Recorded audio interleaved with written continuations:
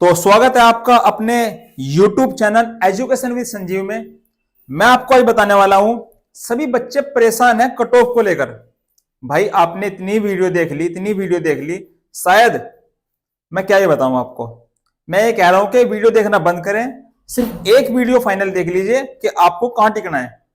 ठीक है, तो मैं आपको बताने वाला हूं आज कट ऑफ कहां रहने वाली है। बिल्कुल सेफ स्कोर। और हाँ, इसका जो गणित है, जो कट ऑफ का गणित है, वो आप खुद देखेंगे, आप खुद मुझे बताएंगे कमेंट में कि सर आपने सही कहा या गलत कहा। आप खुद बताएंगे कि कट ऑफ कितनी जा सकती है।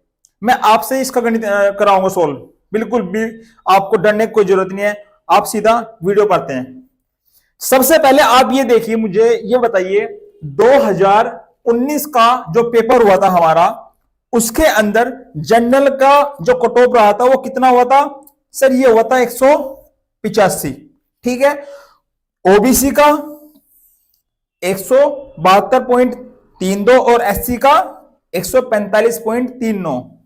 ठीक है, ध्यान से देखिए, बिल्कुल मैं आपको जो मैं आपको समझाने वाला हूं वो समझिए बस। आप जो मैं आपको समझाने वाला हूं, अब आप ध्यान से देखिए कि अगर मैं बात करूं सर जनरल और एससी, जनरल और एससी के बीच में कितना डिफरेंस है, आप मुझे बताएंगे ये सर लगभग 40 नंबर का। क्या कहा मैंने आपको सर? ये 40 नंबर का डिफरेंस है। ठीक है, अब अगर मैं बात करूं ओबीसी के बीच में, ओबीसी और जनरल के बीच में मैं बात करूं, ध्यान से देखिए आप बिल्कुल, ये मुझे लग रहा है सर 13 नंबर का। ठीक है, ठीक है, लेकिन जो आपको फोकस करना है वो फोकस करना है कहां पर? आपको फोकस करना है ये 40 जनरल और एससी। मैं आपको दिखाने वाला हूं कि आप सही बताएंगे बिल्कुल कि सर इस कट ऑफ क्या जा सकती है, आप खुद बताएंगे। थोड़ा सा और देख लेते हैं। अगर मैं बात करूं 2018 की, तो 2018 में जनरल की कट ऑफ गई थी 225। नॉर्मलाइजेशन के बाद इसके अंदर बच्चों को 40 50 नंबर का नॉर्मलाइजेशन मिला था, तब जाके 225 गई थी। ठीक है, और एससी 187 और ओबीसी 216। अगर मैं यहां पर डिफरेंस देखूं, इसका बीच का अंतर देखो तो कितना आया बताइए एक बार मुझे। सर ये आया 38 नंबर का, 38 नंबर का अंतर है। ठीक है, फीमेल कितनी थी इसके अंदर? 199.5। नॉर्मलाइजेशन होने के बाद की बात है ये। ठीक है, अब आप मुझे बताएंगे सिर्फ एक बार कि सर 2019 में तो आया 40 नंबर का डिफरेंस, ठीक है, और 2018 में यह आया 38 नंबर का डिफरेंस। तो लगभग इस बार आपको नहीं लगता क्या हर बार की तरह कि जनरल और एससी के बीच में लगभग 35 और 40 के बीच में ही डिफरेंस आने वाला है? नहीं बताओ, हाँ या ना बताओ मुझे एक बार सिर्फ। अगर आपको लगता है कि हाँ सर आएगा, तो अभी सर लाइक कर दीजिए, अभी के अभी लाइक कर दीजिए वीडियो को। अभी थोड़ा और देखते हैं। 2024 में जो आपका एग्जाम हुआ, इसके अंदर 16 क्वेश्चन हमारे कौन से थे जिनके उत्तर बदल दिए गए? बिल्कुल उत्तर चेंज, खत्म, टाटा बाय बाय।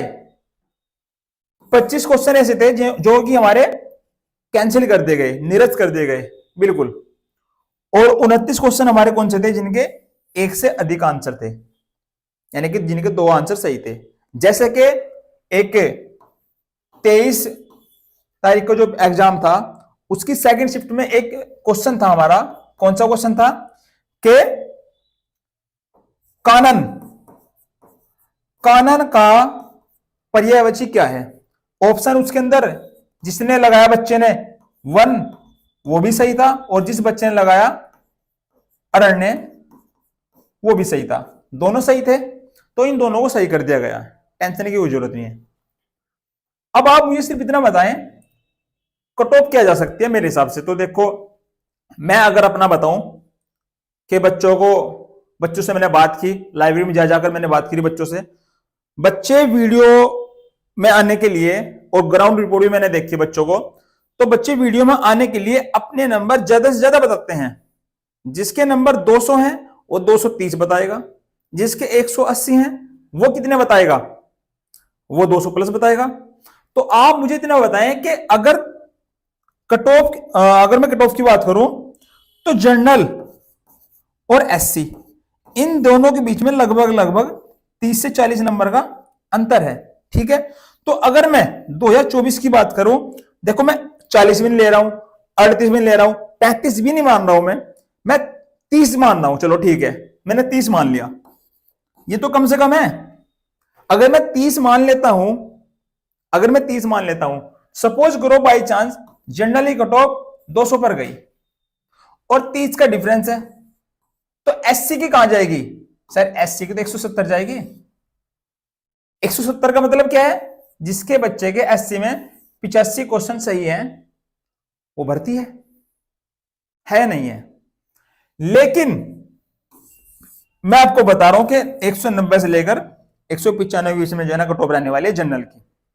और अगर मैं 190 में से माइनस के 30 कर दूं, यानी कि 160, ठीक है ना, 160, और 160 का मतलब पता क्या है? यह एससी होने वाला है यहां पर।